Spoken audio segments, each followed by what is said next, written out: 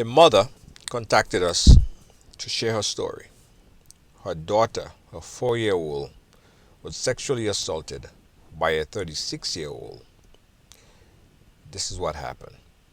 My nephews and their mother had been living in my apartment downstairs, my house, for several months now.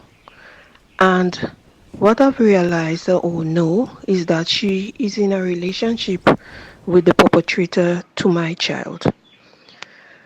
And he had been coming here for quite a while now, visiting and go. Then eventually I realized that he'd been actually living in the apartment there with her and her kids. The guy is well known by my child father, his brothers, his other family members as well, because they socialize together most of the times, all the time, I can see, whether it be at my house or whether it be at some shop, some social gathering, they always hang out together. The guy is well known by my child. My child normally be frequent downstairs every day, right? She'll be up and down every day. So there was no need for me to be alarmed that whenever she goes downstairs to want to call her up or to wonder what is happening downstairs, because to be honest, I had trusted the both adults there and we were living as one happy family, everybody living together happy at my house. Okay? Anyways, on Friday night, the 22nd of October, my child got some food from her aunt because she called the young lady auntie and she calls the perpetrator uncle. And she ate the food and went down the stairs, back into the downstairs to return the plate that she used. And here comes the perpetrator. He called her, as she says. He calls her. She went. He pulled down her tights and her underwear, and he lifted her and placed her on his lap. Then she claimed he pinched her in her vagina. The child came up. I happened to notice that something was wrong when the child came up, and she stood in front of me, tucked her dress between her leg, and she asked me, "Mommy, can I go and pee?" I said, "What is this? You know where the toilet is. You are accustomed going and pee. Why are you asking me if you could go and pee? If you want to pee, go and pee." She went to the toilet. While she was in the toilet, I heard her crying. I called out to her and I asked her, I said, "Why are you crying?" Call her by name, of course. "Why are you crying?" And she said something, but I didn't really hear what she said. Then it's her brother that got up in rage, and he said, I heard him saying, "This can't be true. This can't be real. You're crazy. What's going on, mommy? Mommy, you don't hear what the child is saying?" Then I called her and I asked her again what causing her to cry like that. And then she said to me, she called the perpetrator name and she said he pinched her in her vagina. I said, "What?" She repeated. I said, "Well, how could he do that to you? How could he do that to you?" Well, I got scared. I got shocked.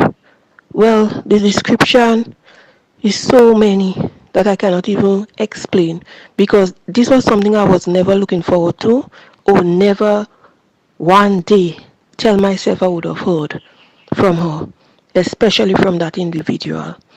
So I decided to go down and confront him. On my way down, the child said to me, on my way down the stairs, the child said to me, "Mommy, don't go and ask uncle anything. He going to say a lie."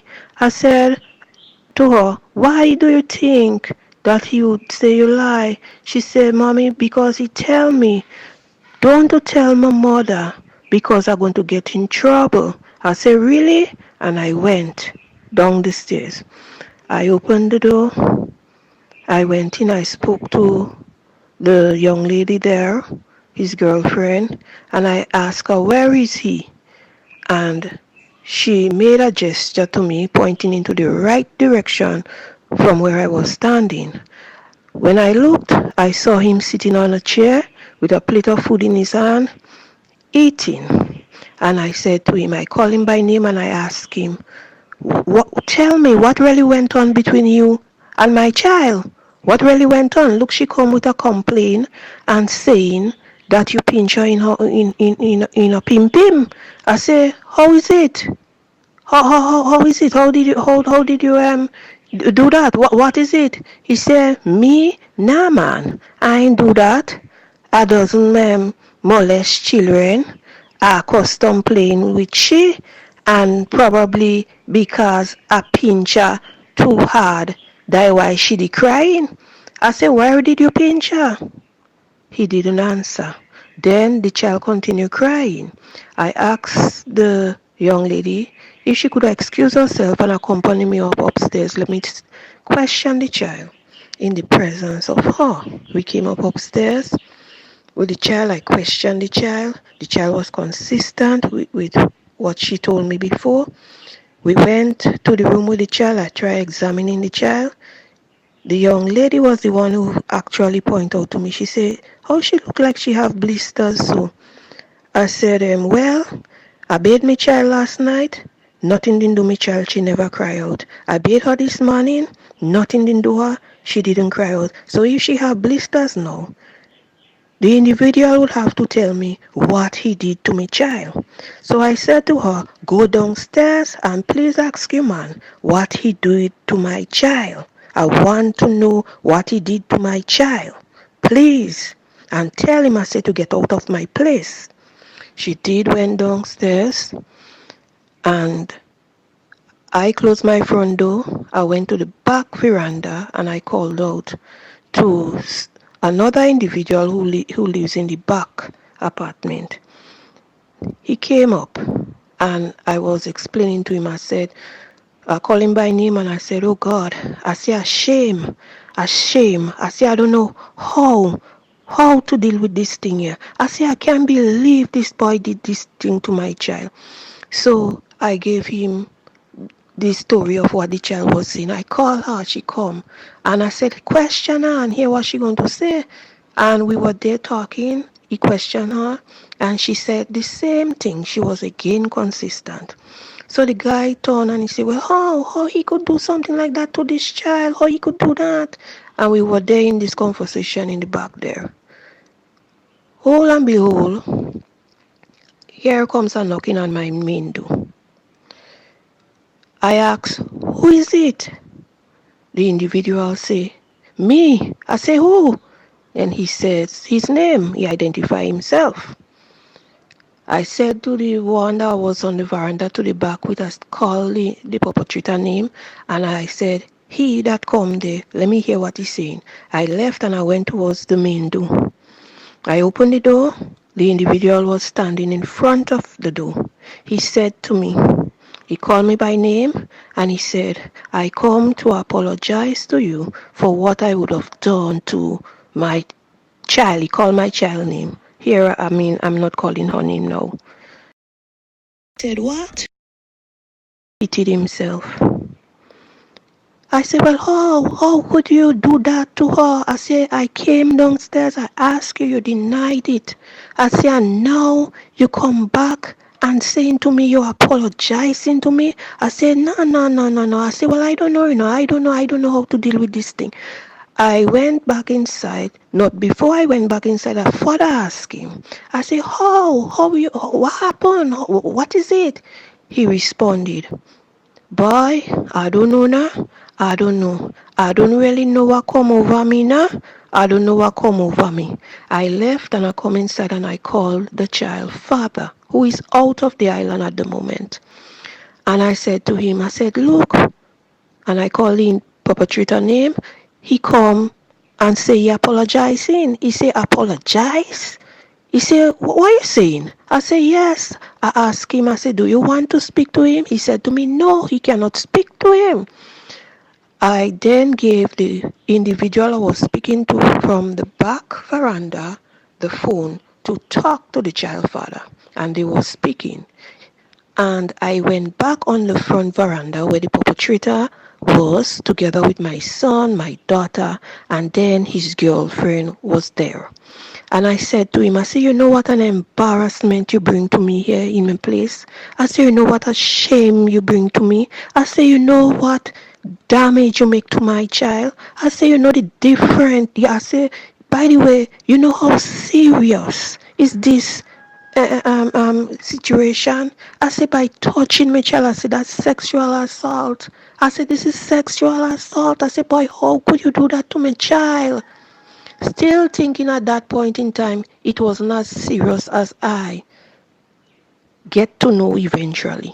Okay? After that, everybody went their separate ways. I closed my door. I bathed my child. And I remember while sitting on the bed with the child said to me, Mommy, a squeeze and a pinch is the same thing? I said, no, a squeeze and a pinch is not the same thing. I pinched her. And I said to her, this is a pinch. I squeezed her after. I said, this is a squeeze. And she said, okay. We went to bed. On Saturday morning now, the 23rd of October, after we got up, we were lying on the bed chatting. I asked the child, I said, I called her by name and I said, what uncle did to you? What do you want mommy to do as a result of that? The child said to me, call the police. I said, okay, mommy gonna do that for you.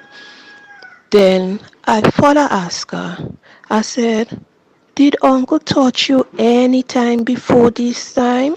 She said, yes, uncle touched her 3 times in the kitchen. I said, 3 times in the kitchen? Tell me what he do on the 3 times. The child claimed that he would have pulled down her pants, pulled down her panty, and touched her vagina. Another time, he would have pulled down his pants, pulled down his boxers, and show her his penis and ask her if she want to suck it, and she say no. Well, at that point in time, I had enough. I couldn't digest, and I tried my best to be as strong. I called the police, and I prepared myself. We had a conversation, me and the police. I prepared myself, and I went out to get my child examined by the doctor, to see the doctor, to be examined, and to do the relevant stuff, like that the police obtain statement and so forth. Okay? And here is where the case is at. Oh, this is what I actually did. Right?